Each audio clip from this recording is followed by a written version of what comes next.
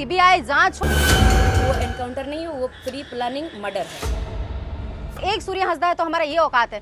अगर ये अपने जैसे 250, 300, 500 लोगों को खड़ा करता है तो एक दिन ये हम लोगों को खदेड़ देगा।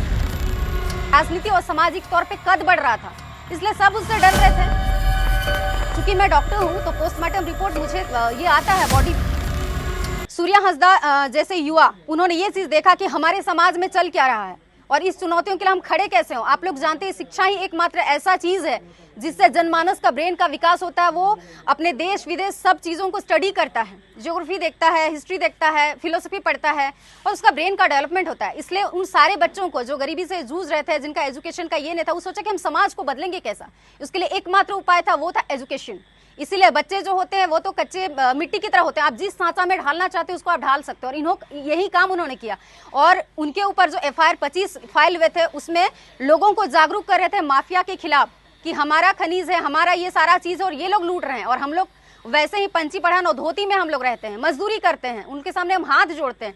जब माफिया लोगों ने और वहां के सत्ता लोलुप लोगों और दलालों ने, तमाम तरह के लोगों ने जब देखा कि सूर्य हंसदा ने लोगों को जागरूक करने शुरू कर दिया है और बच्चों को अपने जैसा, क्योंकि बच्चों को आप वही माइंड सेटअप, अगर 10 साल तक किसी को पढ़ाते हो, आप जैसा ढालना चाहते हो वही ढलेगा वो। आप देखें तो अंग्रेज के जमाने पे उन्होंने ये किया कि खून में हमारे पूरा एजुकेशन को इस तरह का डाला कि आज हम धोती कुर्ता से कहाँ आ गए, सबको वियर कर लिया वेस्टर्न कल्चर और अब हम अपने को मॉडर्न समझते हैं।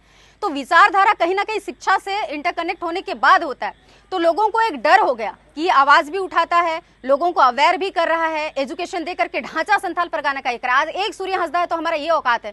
अगर ये अपने जैसे 250, 300, 500 लोगों को खड़ा करता है तो एक दिन ये हम लोगों को खदेड़ देगा। और यही असुरक्षा उनके विरुद्ध षड्यंत्र रचती है और कुख्यात अपराधी के तौर पे उनको इस तरह से पहचान दिला रहा है आदमी के बीच।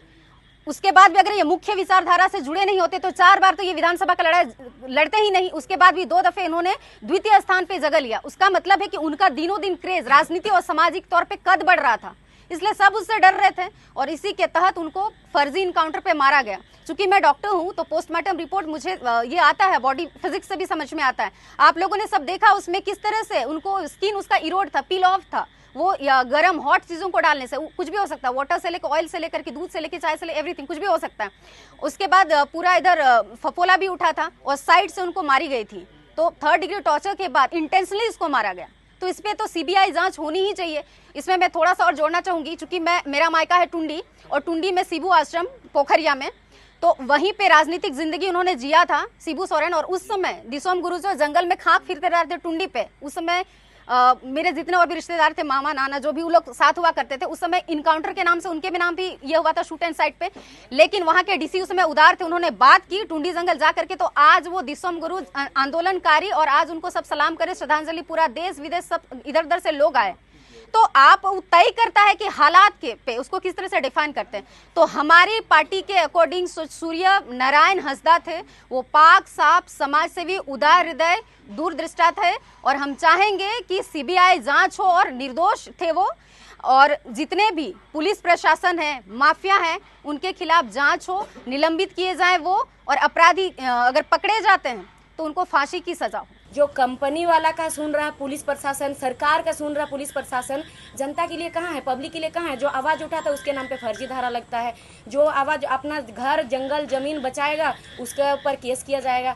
जो 200 बच्चों, लगभग 200 बच्चों को जो शिक्षा देगा, ऐसे आदिवासी बच्चों को जहाँ स्कूल तक नहीं है, उन बच्चों को ला करके अपना घर में एक स्कूल बना के अपना एरिया में वहाँ रख रहे हैं, शिक्षा दे रहे हैं, वहाँ उनके ऊपर FIR किया जाएगा। तो ये कहाँ तक का नियम है। अब इसी चीज़ को देखिए कि जो फॉरेस्ट एक्ट जो था, अभी भी वही चीज़ लागू है। अगर कोई जंगल को पूरा साफ कर दे रहा है उसके लिए कुछ नहीं है, कोई जंगल को बचाने जा रहा उस पर धारा लग रहा है, कोई पत्ता तोड़ने जा रहा उसके ऊपर धारा लग रहा है। तो ये जो उनका आपने जो कहा ये उनका एनकाउंटर है, वो एनकाउंटर नहीं है, वो प्री प्लानिंग मर्डर है।